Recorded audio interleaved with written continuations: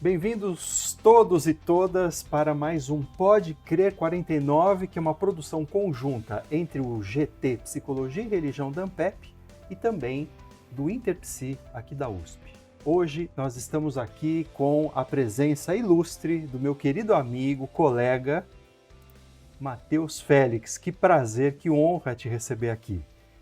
É alegria falar com você, professor Zangari, 10 anos já trilhando, né, esse caminho aí das pesquisas, da amizade também, e é um prazer falar com vocês também, né? Então, todos os nossos ouvintes aqui nessa rede que foi recentemente criada, né, dentro do GT e dessa parceria todos que estamos desenvolvendo. Então, fico muito feliz. Exatamente, muito importante você mencionar isso, porque eu acho que é importante mencionar que você é um dos membros mais recentes, Uhum. né, do GT de Psicologia e Religião e um dos grandes estimuladores da própria rede, né?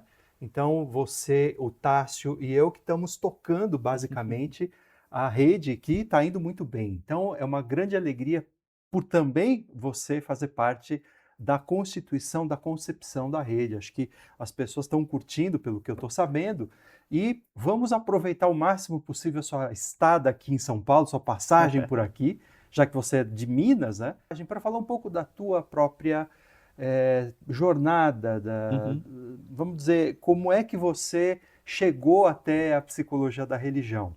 Eu sei que você tem uma pré-história que não é propriamente da ciência cognitiva da religião, que é a tua pegada, né? Aliás, a nossa pegada, mas que, vamos dizer, você bebe de fontes variadas até chegar lá. Então, poderia contar um pouquinho como é que você chegou até lá?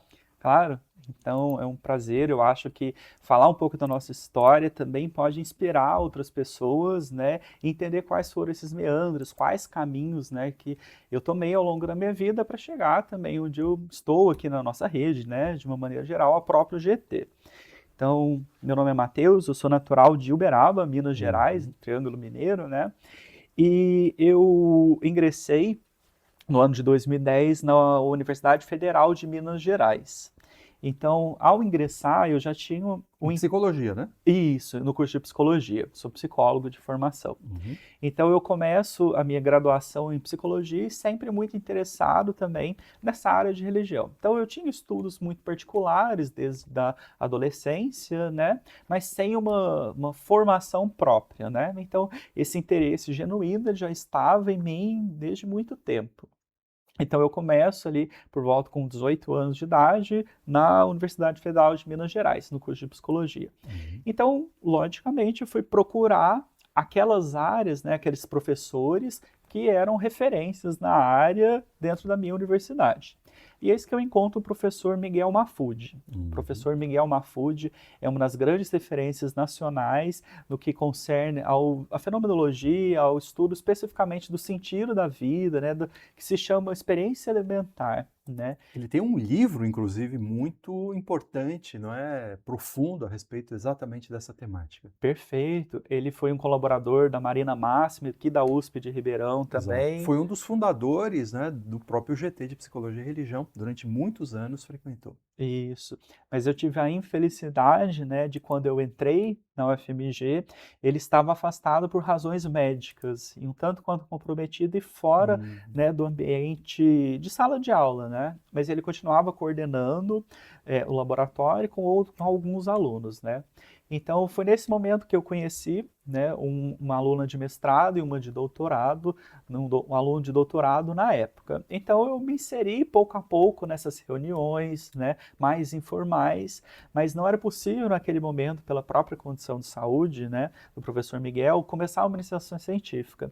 Então eu fiquei mais ou menos cerca de um ano, assim, no primeiro e segundo período, né, indo em eventos, conversando com eles, pegando referências, acompanhando as pesquisas desde uma perspectiva mais fenomenológica, que é essa Certo. tradição específica da psicologia, né, mais ligado a essa questão dessas experiências propriamente descritas pelo sujeito enquanto ele vive elas, né?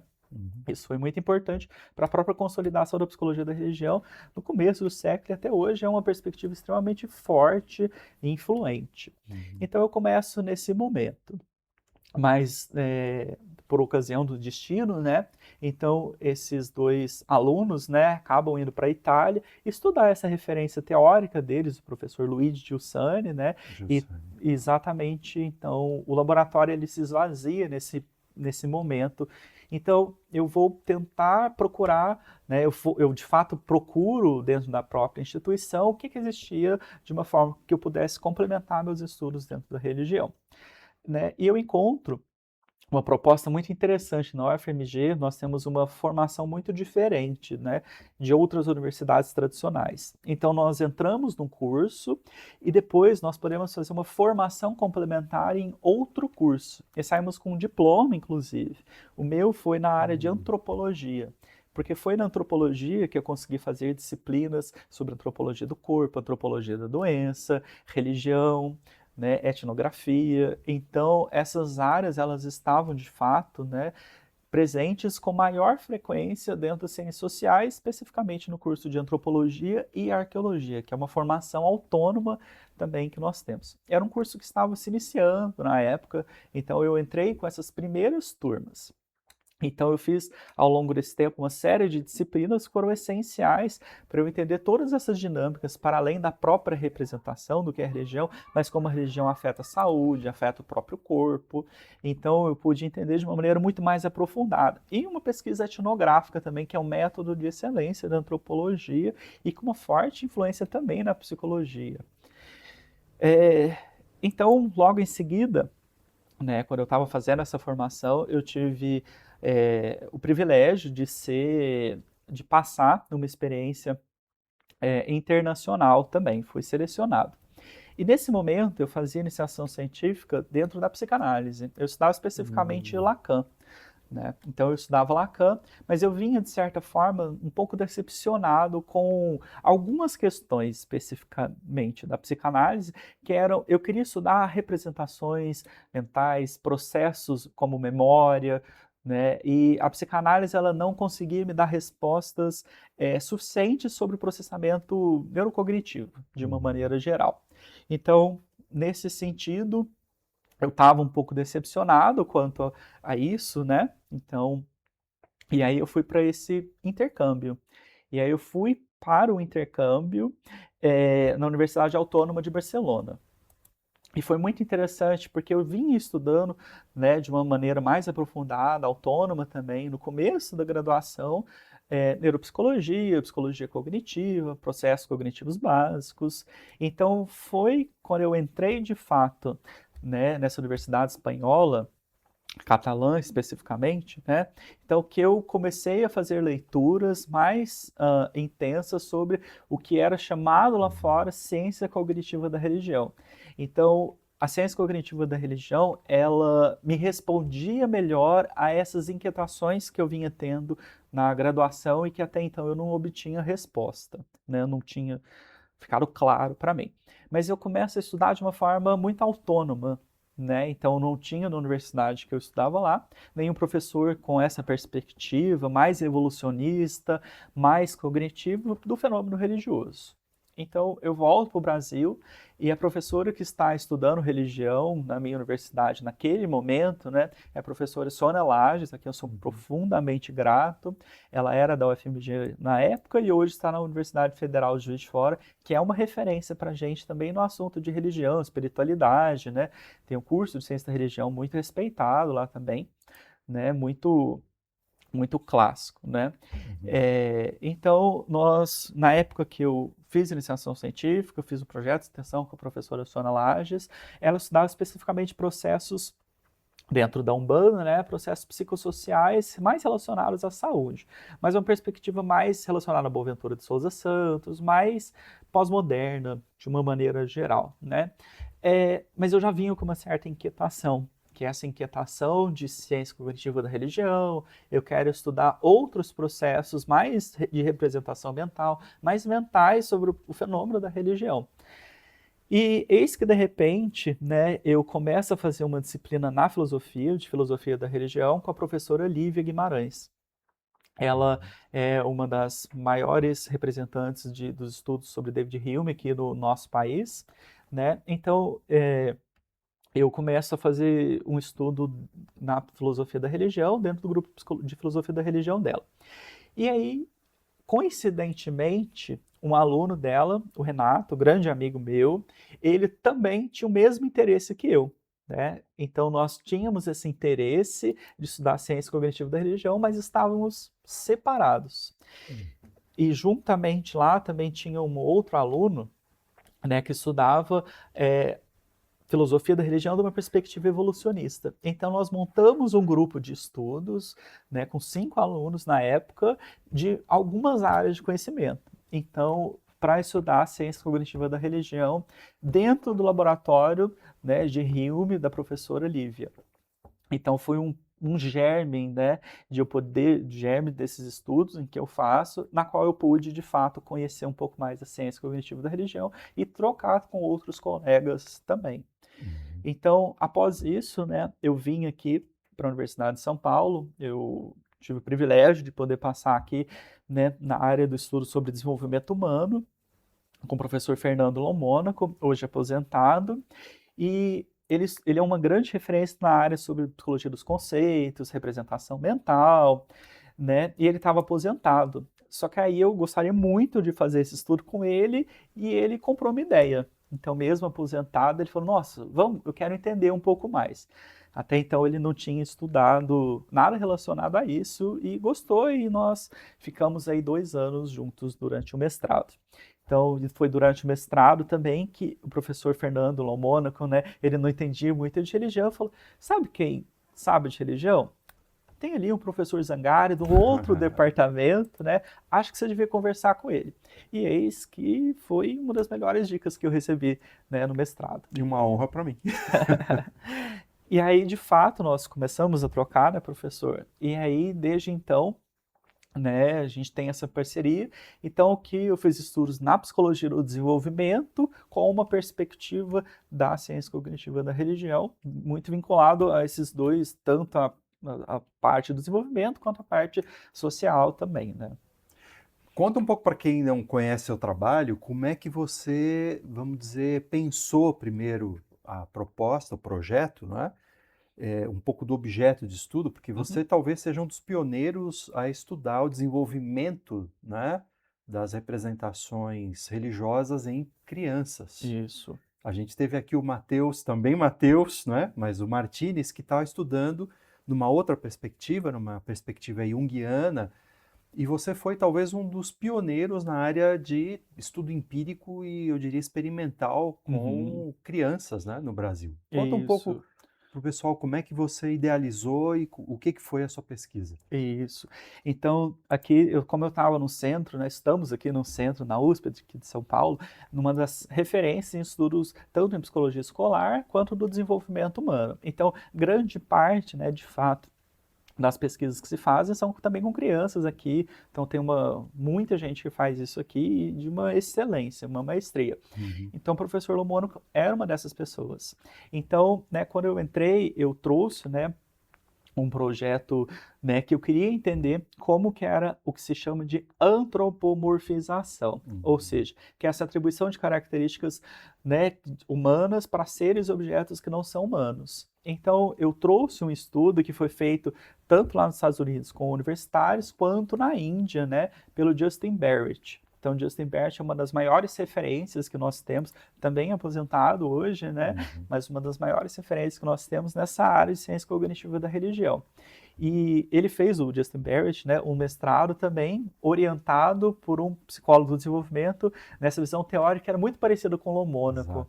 Então nós replicamos aqui um estudo do Barrett, feito com estudantes universitários, e na Índia, e nós queríamos saber o efeito de fato que existe da exposição de imagens religiosas na representação de Deus.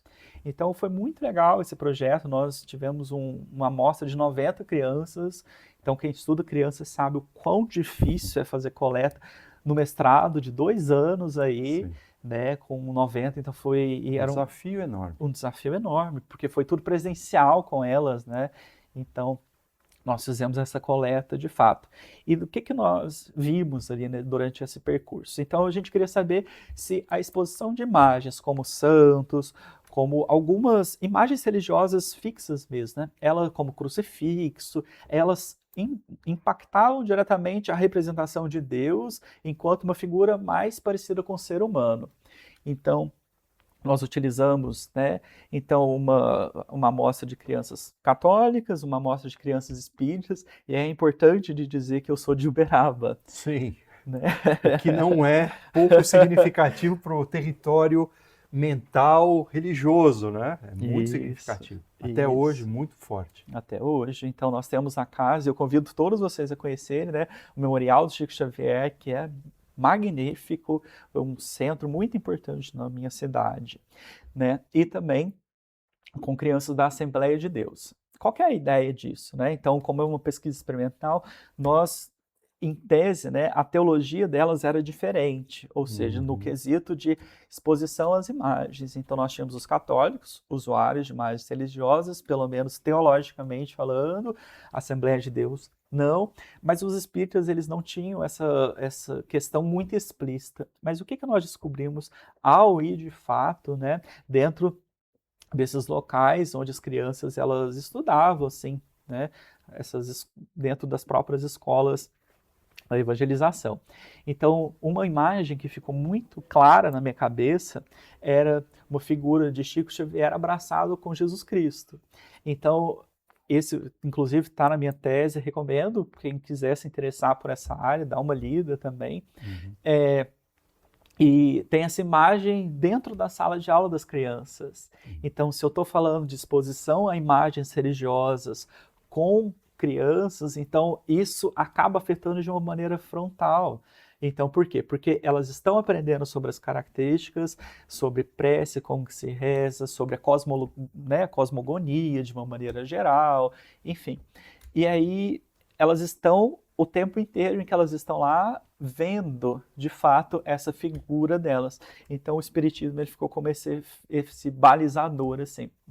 E nós concluímos, né, que de fato existe um impacto de se ver imagem religiosa, né, enquanto criança, na representação de Deus de uma forma mais antropomórfica, né, ou seja, com mais características de Deus.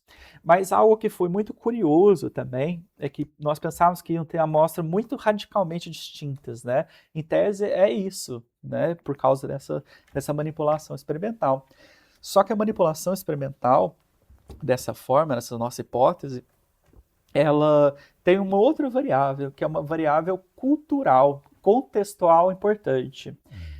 A variável cultural importante é que a gente, né, nossa configuração enquanto país, ela possui elementos diferentes de outros países com a matriz mais protestante. A nossa matriz, né, religiosa, até que o antropólogo André Dugas vai falar, ela é composta pelo que se chama de religiosidade mínima brasileira, que é esse componente que, embora eu não expresse especificamente uma religião, né, não me identifique com ela, essa religiosidade mínima faz com que eu entenda quais são esses outros elementos também.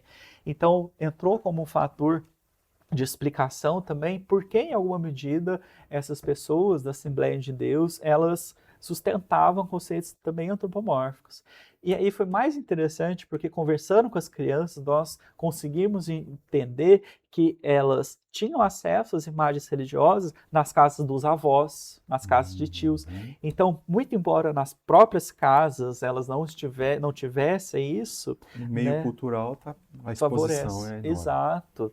Então, isso trouxe um alerta importante para que a gente não fique especificamente nessa identidade, mas no contexto na qual ela acontece. Então, pensando na questão ecológica da crença religiosa, né? Para mim, isso é fascinante porque, em primeiro lugar, quebra uma espécie de ideia de que ciência cognitiva é alguma coisa que está presa exclusivamente a uma espécie de, vamos dizer, característica ou capacidade inata cerebral, como se o cérebro tivesse dentro de uma cuba, não é? essa ideia de que haveria um ser humano independente do mundo cultural, Uhum. em que o cérebro isoladamente pudesse dar as características da humanidade. Uhum. Então, eu acho que a surpresa interessante da tua pesquisa está em mostrar justamente o quanto esse contexto ele vai jogar um papel fundamental para a constituição da subjetividade. Uhum. Portanto, não dá para pensar, não é, num cérebro, na ciência cognitiva da religião, num cérebro isolado, não é, dos outros seres humanos e também de um contexto que é físico, num contexto que tem a ver com aquilo que a gente percebe do mundo, como a gente lida com esse contexto, né? Então, para aproveitar, não é, essa sua especialidade tão, vamos dizer, específica, que é da ciência Uhum. cognitiva da religião, acho que seria muito legal apresentar para quem Uhum. talvez nunca tenha ouvido falar, o que que é a ciência cognitiva da religião, o que que ela pretende, afinal, qual que é a pegada dessa Uhum. perspectiva? Então, eu imagino que existam ouvintes, né, que sejam psicólogos, né, e que ouvem muito psicoterapia ou psicologia cognitiva. Então, quando a gente fala de ciência cognitiva da religião, nós temos que entender isso de uma maneira um pouco mais ampla. Psicologia é um desses elementos, como aquela imagem da rede ali. Então, nessa imagem da rede é como se psicologia ela fosse uma daquelas bolinhas. Uhum. Mas para entender um fenômeno como religião, uma bolinha dessa ela é insuficiente. Então, por isso que não se restringe a elementos, né, puramente cognitivos de processamento de informação, mas ela é também linguística, filosofia, neurociência, inteligência artificial, né? Então, antropologia, obviamente. Então, acho que o próprio símbolo, né, da nossa rede, ele representa o que é a ciência cognitiva da religião.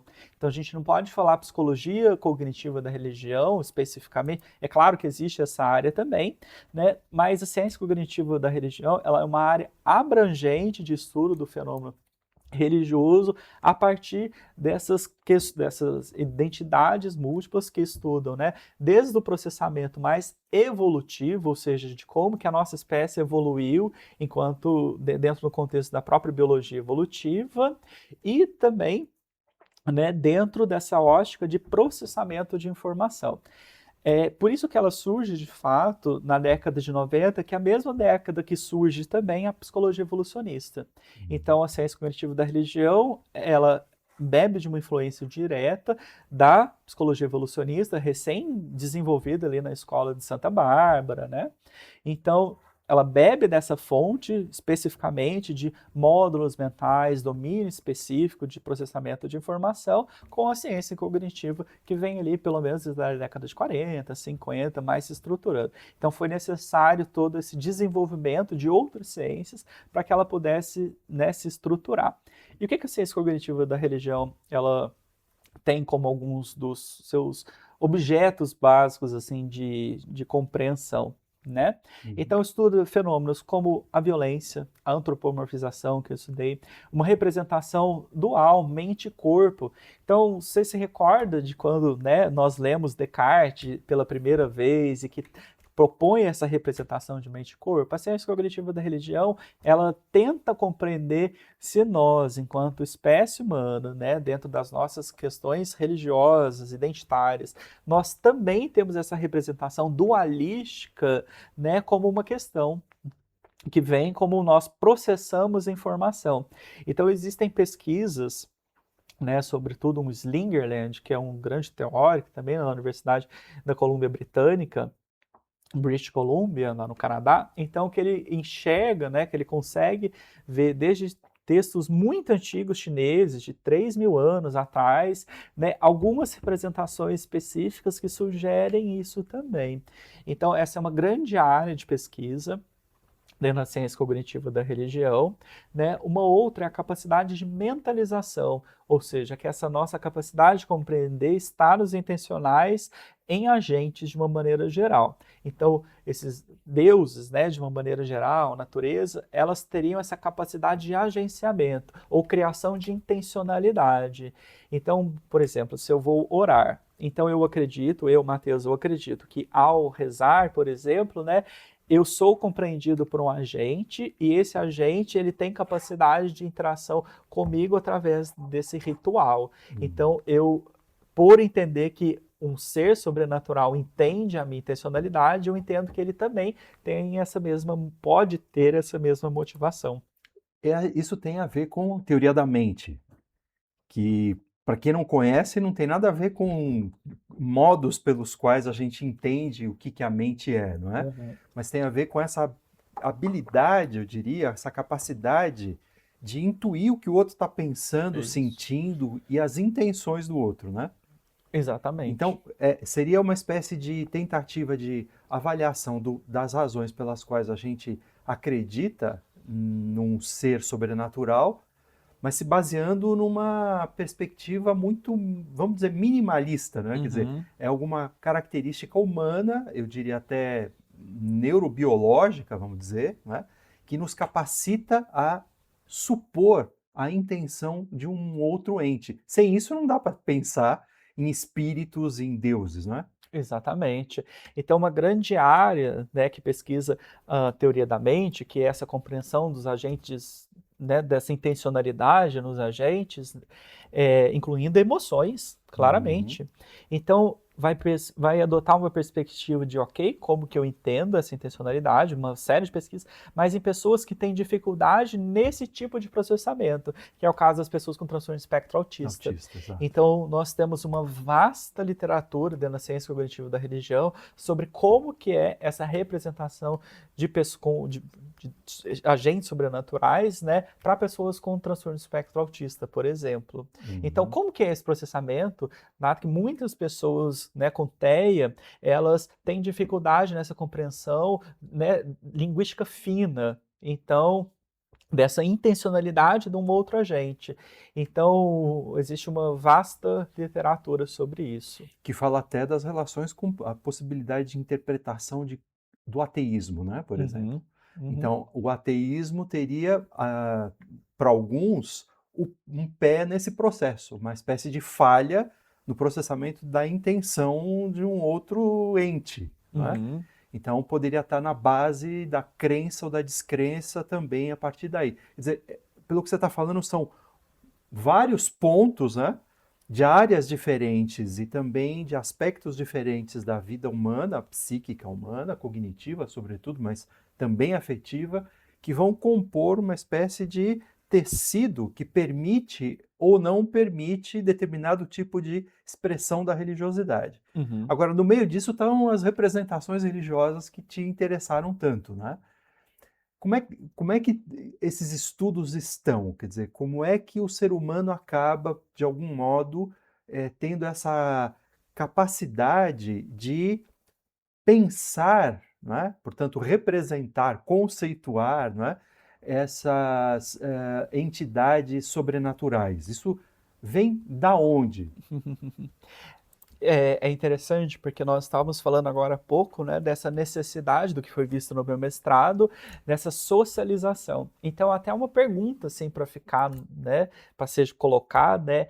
Então, todo mundo conhece, né, o Tarzan, né? Então, o Tarzan, ele desenvolveria, ou aqueles meninos lobos, né, que Uhum. moram, as crianças ferais, que se desenvolve assim sem o contato direto com uma socialização humana, né, com outros tipos de socializações, né, animais. Então, será que ele desenvolveria uma ideia religiosa, né? Então, ele conseguiria pensar, né, Deus, ou orixás que sejam, espíritos, tal qual nós pensamos? Ou seja, então, será que existe um componente necessário, que é esse componente coletivo, para a própria experiência religiosa? Que é uma questão também. E aí nós também nos esbarramos no elemento da própria criação, né, dessa moralidade, ou seja, desse senso coletivo de bem ou mal. Então, como é que será que seria, né, é uma grande questão da área, né, então se o Tarzan desenvolveria. Né, é uma questão muito, muito boa, inclusive, para se pensar de quais são os elementos mínimos necessários para se criar a própria experiência religiosa. Em outras palavras, a biologia é suficiente? É exato. Ou a biologia sem uma cultura, ela não vai expressar aquilo que tem potencial para ser expresso, né? Então, acho que esse jogo é muito significativo em fenômenos complexos como a Uhum. religiosidade. Acho que é uma pergunta bastante importante, não é? E como é que os pesquisadores têm respondido essa pergunta? Aham. Então essa pergunta ela foi muito central, exatamente porque essa dicotomia, se a gente pode dizer, entre natureza e cultura, ela é uma dicotomia muito mais a fins didáticos do que a fins experienciais, né, na própria realidade. Uhum. Então essa dicotomia, ela é, na verdade, uma retroalimentação contínua. Então ela não existe enquanto experiência real do ser humano, nem sociedade, mas é uma retroalimentação que vai um influenciando o outro também. Né? Uhum. Então nós vamos criando essas catracas mentais, se eu posso me referenciar com Tomasello É. aqui, em que esses efeitos eles vão sendo acumulativos ao longo da própria experiência religiosa, a própria experiência cultural, né? Desculpa, mas acho que isso então faz parte do desenvolvimento da própria questão. Então, biologia, ela traz o potencial para e que Uhum. não se desenvolve descontextualizado de uma cultura que propicia a. Então, são duas coisas que caminham de uma forma complementar entre si. Eu me lembro, por exemplo, do Chomsky, grande linguista, não é? Que falava assim: bom, eu comparo essa questão da cultura com a nossa habilidade para caminhar. Nós Uhum, nascemos com pernas. Mas se a gente não tem o contexto em que as pernas são usadas para se caminhar do jeito que nós andamos nas nossas culturas, né, a gente talvez nunca ande daquele jeito. Então, a habilidade, digamos, linguística para ele, né, ele uhum. estava preocupado com essa questão, também é isso. A gente nasce com o potencial, mas se não houver uma cultura que estimule a linguagem, os idiomas específicos, etc., isso não se expressa. Uhum. Então, parece que a religião não é muito diferente disso, né? De forma alguma. Assim como eu falei do meu mestrado, né, dessas três diferentes regiões que eu tive oportunidade de estudar, então, do ponto de vista teológico, né, a Assembleia de Deus, ela não é usuária de imagem. Só que contextualmente, sim. Então, Uhum. enquanto, de fato, a minha religião não prega isso do ponto de vista, né, da própria estrutura básica da mesma, só que contextualmente sim. Então, existe um efeito direto da cultura sobre a cognição. Isso é É, importantíssimo para a gente compreender, então, que esses processos cognitivos, eles não são descontextualizados. exato. Isso me lembrou, Matheus, daquele conceito importante também, né, em ciência cognitiva da religião, que é da epidemiologia das representações religiosas, ou seja, o que faz uma determinada ideia, não é, Uhum, transitar no mundo cultural com maior ou menor facilidade, a ponto de ela se tornar alguma coisa significativa uhum. naquele mundo cultural. Quer dizer, tem o aspecto cultural, mas também tem alguma coisa a ver com a especificidade daquela representação. Alguma coisa pode, vamos dizer, para o povo mais jovem, pode viralizar ou pode não viralizar, a depender de certas condições do próprio tema, né? Na religião também não parece ser muito diferente disso. Perfeito. Essa foi uma das ideias centrais desenvolvidas ali no final da década de 80, começo da década de 90, pelo Dan Spieber e uma série de outros autores também que trabalham isso, né? Então é essa ideia de que algumas representações, né, umas ideias da nossa mente, elas têm maior impacto social e circulam mais do que outras. Mas Uhum. então esses cientistas eles começaram a entender, peraí, mas por que que algumas ideias elas aparecem ou viralizam mais, né, ou se tornam um meme? Né? É. Então, o grande criador, acho que é até importante dizer, né, a ideia da própria memética foi um biólogo, de fato, né, o Richard Dawkins, que cria toda essa área que a gente fala hoje. Então, essa memética que foi criado, né, no década de 70, 80, então ela de fato diz a respeito sobre essas ideias de que alguns conceitos, né, algumas imagens, elas viralizam mais. Então, o que, que se entende um pouco disso, né? Então, alguns desses conceitos que nós utilizamos para explicar que os autores da ciência cognitiva da religião, focado nesse objeto, a religião especificamente, sustentaram ao longo do tempo, é que essa ideia de que conceitos religiosos eles são minimamente contraintuitivos, ou seja, então eles rompem com algumas partes das nossas expectativas que fazem parte de domínios específicos. O que eu quero dizer com isso? Então, eu estou sentado, eu funciono enquanto domínio físico, essa cadeira que eu estou sentando, ela tem uma parte física e o meu corpo ele tem uma mobilidade, portanto as leis da física se aplicam sobre mim. Existe um outro domínio que é o domínio biológico, então eu entendo que dentro do domínio biológico eu vou nascer e vou morrer, eu tenho um tempo específico e tem também o domínio psicológico, que são seres dotados de intencionalidade. Isso tudo, né, esses 3 domínios que eu acabei de citar, eles foram derivados da própria psicologia do desenvolvimento conceitual, das representações mentais, e que fez parte da compreensão de como que um conceito, ele de fato, ele rompe com algumas dessas expectativas, um conceito religioso, rompe com alguma dessas expectativas.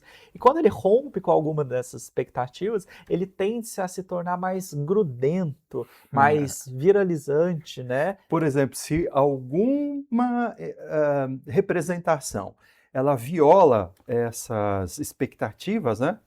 E aí é interessante que a gente volta, né, naquele filósofo importantíssimo que você estudou lá no começo da sua carreira, né? Sim. É incrível como o Hume está presente, né, por trás, eu diria, nos bastidores ou na pré-história desses conceitos, né? Mas voltando, é interessante porque certas representações elas violariam essa expectativa que a gente tem de como as coisas devem ser. Então, se um ser não tem começo, meio e fim, então está violando uma questão biológica, física. Isso. Né? Se ele é invisível, ele está violando uma característica da nossa intuição mais pura. Né?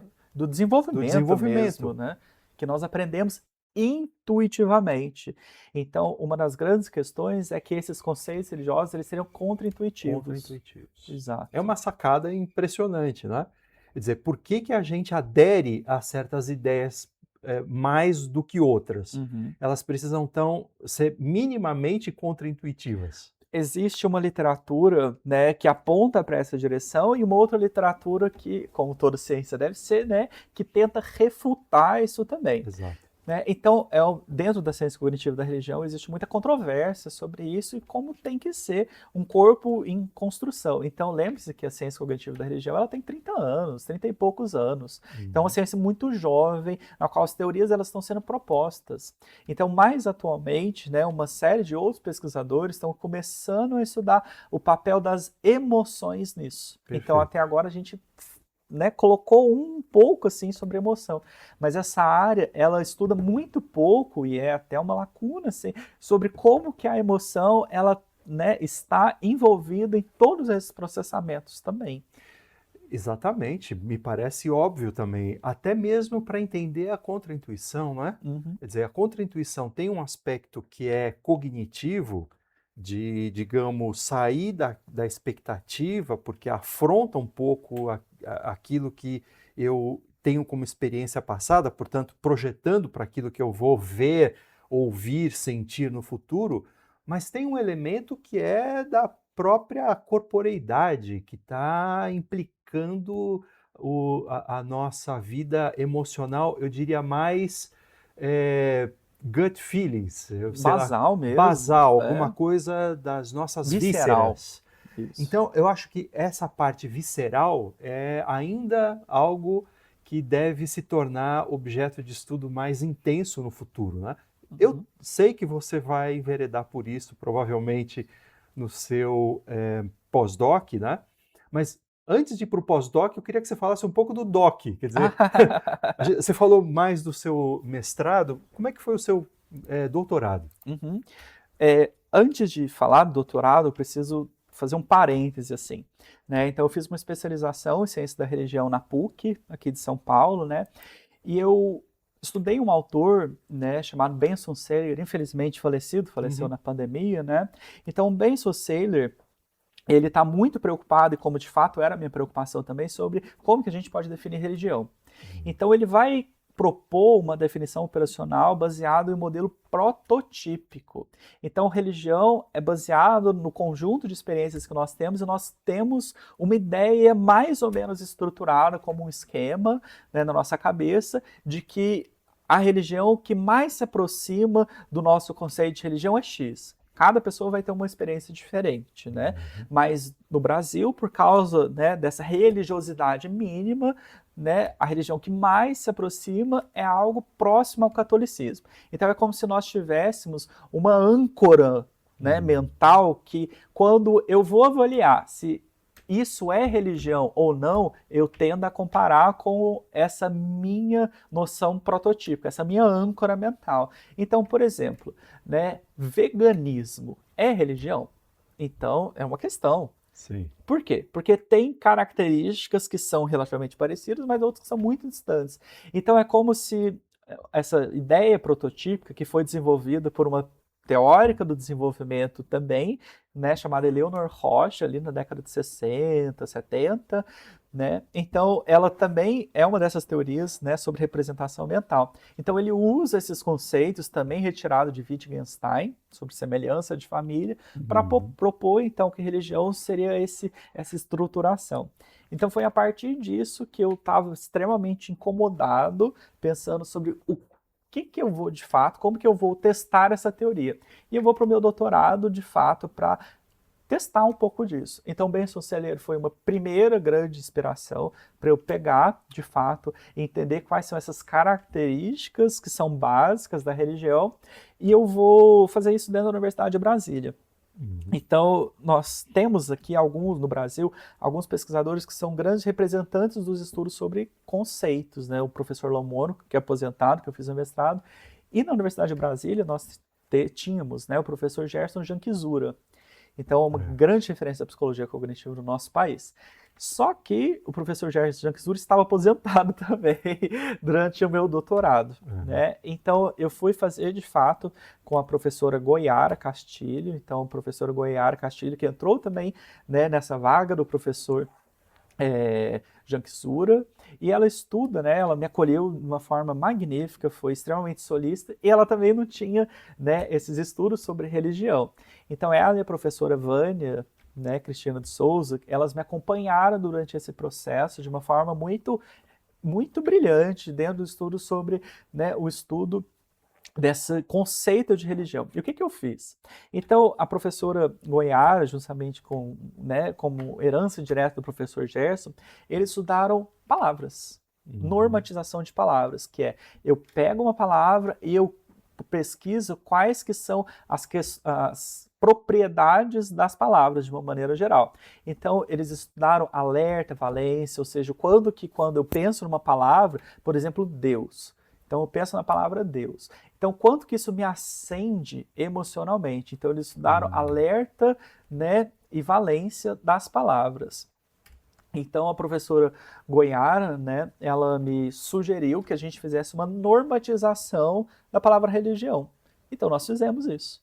Então, né, mais de 200 pessoas participaram dessa minha pesquisa sobre quando eu penso religião, qual que é a primeira coisa que vem na minha cabeça?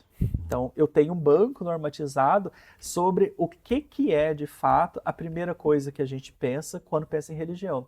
Então, eu perguntei isso para várias pessoas no Brasil inteiro, de diferentes contextos religiosos. Então, nós criamos esse banco para quê? É um banco experimental que literalmente qualquer pesquisador pode usar. Então, isso está gratuitamente na minha tese, no repositório de teses lá na Universidade de Brasília. Então, quem quiser trabalhar com o contexto de religião, né, com a palavra especificamente, nós temos então uma normatização específica para ser usado por quaisquer outros pesquisadores. Então nós temos, juntamente com essa palavra, né, quais foram as outras associadas. E as outras associadas, né, a mais forte foi Deus também. Então a palavra de religião ela vem muito ligada com Deus. O que só reitera, então esse achado, né, de fato, esse mapeamento fez com que a gente pudesse também vincular aquela proposta da religiosidade mínima brasileira que eu falei no mestrado. Então essa é mais uma evidência de que na representação sobre religião, Deus está configurado. Então a gente tem evidência agora para sustentar esse argumento. E aí, posteriormente a isso, né, então esse foi o primeiro momento, posteriormente a isso, eu fiz um estudo mais experimental para entender sobre a disponibilidade de informação religiosa para fazer julgamentos. Então eu queria saber, no final das contas, né, se o quanto que essa que a gente chama de heurística de disponibilidade. Então, essa heurística de disponibilidade, quanto mais está acessível uma religião na nossa mente, de uma maneira geral, ela influencia em julgamentos? Então, a gente conseguiu essa hipótese também que sim, né? Então, foi isso.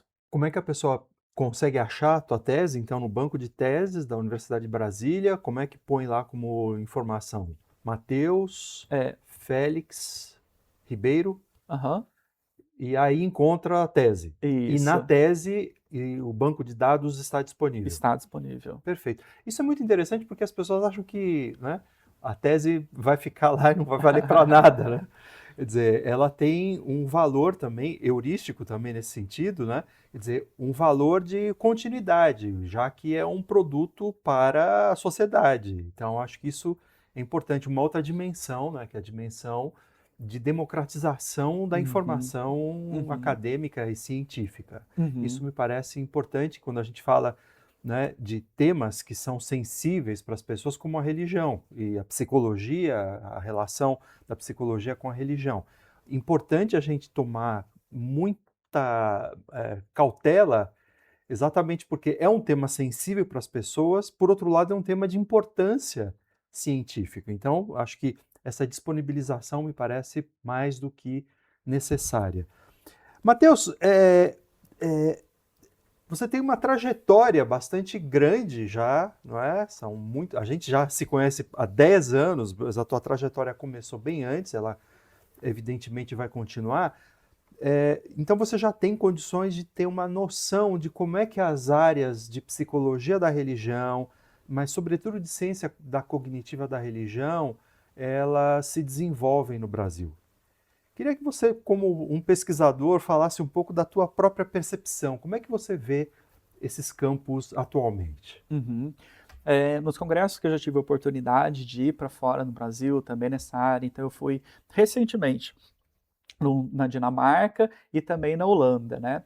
Então existe um interesse grande de outros países na nossa identidade religiosa, né? Então esse interesse internacional de colaboração ele é muito presente. Mas aqui, sobretudo por causa dessa nossa configuração continental, nós temos vários pesquisadores de excelente qualidade espalhados no nosso país. Então, eu acredito que o próprio GT, ele permita fortalecer, né, através da criação de redes, quem não puder participar diretamente do GT, mas pode participar indiretamente pela rede, de criar campos específicos de conhecimento. Então, nós temos aqui no nosso país um privilégio de ter, né, tanto a questão do hibridismo religioso, muito importante, como fenômenos que ainda foram pouco estudados. Então, essa é uma área que está completamente aberta para novos profissionais e para fazer essas parcerias, né, regionais também para estudar fenômenos. Então, existe um interesse internacional e que é necessário também que haja essa maior intercâmbio entre os próprios pesquisadores em uma área que é pequena. Então, tem poucos pesquisadores, né, nessa área de psicologia da religião comparado com outras áreas do nosso país. Então, é uma área extremamente fértil para ser desenvolvida, com muito campo e com muitas possibilidades.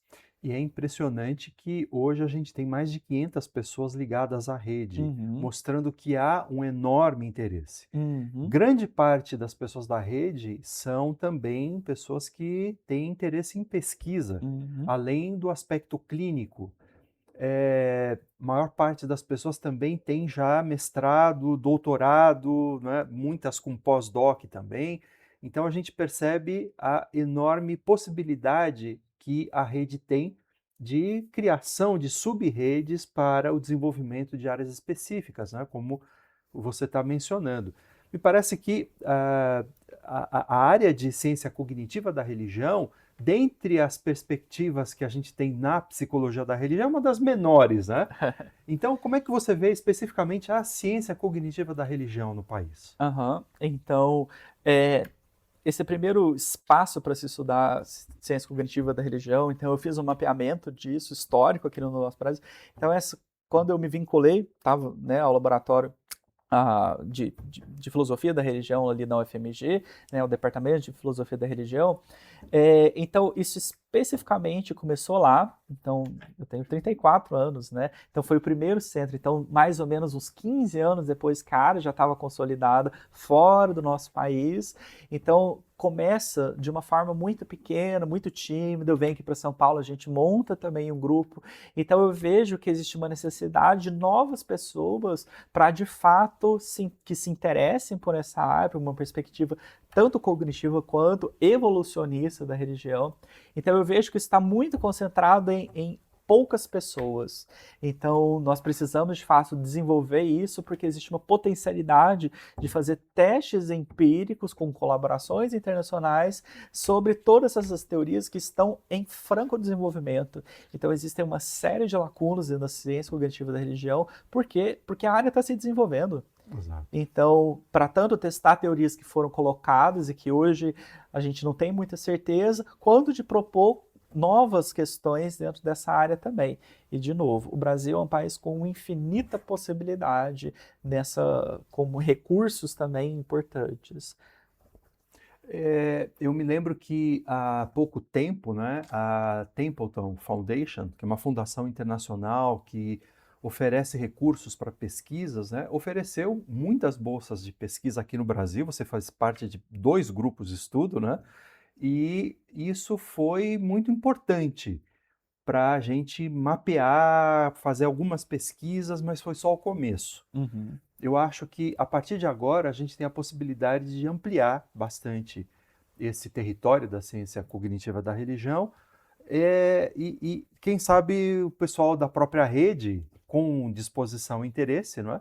Eu me lembro que a gente sempre, nos cursos de introdução à psicologia da religião, tem uma aula sua. A gente vai poder contar com a aula no próximo semestre também, da sua parte. Com Então, o certeza. convite está feito e já está aceito. Então, a gente vai oferecer para as pessoas que não têm ainda um conhecimento alguma informação, e depois elas podem se comunicar com você, já que você vai ser a pessoa dentro do GT, muito provavelmente com mais expertise nessa área, e que vai aglutinar esses interessados e interessadas. Uhum. Pode ser? Perfeito, acho ótimo. Então, fico honrado, né? E são todos muito bem-vindos para, de fato, pensar o desenvolvimento de uma área que é muito forte, né, fora do nosso país, embora nova também, e com recursos financeiros, o que é uma coisa importante também. Então, por essa característica específica do nosso país, né, de matriz religiosa, então nós temos uma visibilidade internacional também. Então, com certeza, acho que é importante nós termos, né, pessoas de formações diferentes, não só psicólogos, mas eu insisto, né, nessa psicologia é um pontinho dentro da ciência cognitiva da religião, que eu convido portanto, né, desde, né, cientistas sociais, antropólogos, sociólogos, filósofos, biólogos, claramente. Exato. Também interessados na temática, porque, de novo, ela é necessariamente multidisciplinar. Perfeito. E me parece importante também a presença de linguistas, gente de inteligência artificial, gente que está pensando, né, de um ponto de vista mais das hard sciences, que se juntem a pessoas, portanto, grupos multidisciplinares, transdisciplinares. Acho que seria maravilhoso a gente constituir no Brasil, porque a gente tem uma riqueza cultural especial, né? É difícil estudar essas coisas, porque assim, as pessoas ouviram você falar de experimento, elas já começam a ficar com um pouco de medo, não é? É muito difícil, é difícil replicar experimento, ou é alguma coisa tranquila, é difícil, é muito desafiador, como é que é? Eu acho que eu estudei disponibilidade, né, heurística da disponibilidade, ou seja, quão fácil é o acesso da informação a partir de uma primeira experiência que eu tenho. Então eu fico pensando se a primeira experiência com aulas de estatística na faculdade, ela for muito aversiva, então as pessoas tendem a eliminar esses aspectos quantitativos. Na verdade, estatística e metodologia, né, de pesquisas, elas fazem parte de componentes para a gente pensar como que a gente vai conhecer melhor a nossa realidade. E essa disputa entre pesquisas quantitativas e qualitativas, elas não existem, elas existem de forma didática, mas a Exatamente. realidade é muito mais complexa do que isso. Elas são complementares. Mas eu fico pensando, portanto, né, o quanto que uma disciplina de estatística, quando ela é destoante do que o psicólogo faz de fato, ela pode ser aversiva. Uhum. Então, se eu começo, de fato, a inserir dentro da graduação algo que seja do interesse, que faça sentido para a pessoa, e não precisa ser religião. Religião é a minha área de especialização, a nossa área de trabalho, mas eu me interesso muito por estudos de moralidade também. Uhum. Então, qualquer outra coisa, estudo sobre preconceito, que seja, né? Então, sobre tudo isso, eu consigo despertar o interesse maior do aluno.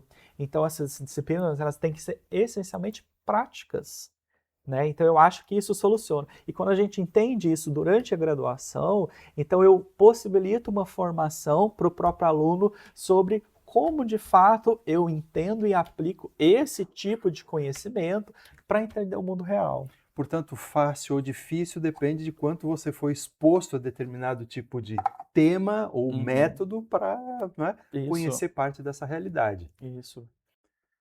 Matheus, eu queria te perguntar para onde que teu, vamos dizer, o olhar de pesquisador está olhando, né? Para onde que você está pensando em seguir? Quais são as interrogações que estão te motivando a fazer tua pesquisa de pós-doc agora? Pois então, existem algumas lacunas ainda dentro da ciência cognitiva da religião, né? Então, como é uma área que está em franca ascensão, lembre-se, ela é da década de 90, então ela está sendo desenvolvida agora e tem um impacto também internacional muito grande já. Então, no meio dos meus estudos sobre isso, que já tem mais de 10 anos aí, Uhum. né? Uma das lacunas, algumas lacunas eu consigo ver com maior clareza. Então, é o estudo com adolescentes, por exemplo. Então, Não tem nada praticamente. pouquíssimos estudos com adolescentes. Então, no ponto de vista desenvolvimental, é uma área que também tem muita potencialidade, porque ela é muito influenciada, né, pela própria psicologia do desenvolvimento. Acho que essa é uma, estudo com crianças, adolescentes, né, com algumas questões específicas. Uma outra área também, né, que aí o nosso país ele é excelente, é essa são o uso, né, de diferentes religiões sobre um objeto, né? Então, Exato. desde desumanização, né, antropomorfismo, vários, né?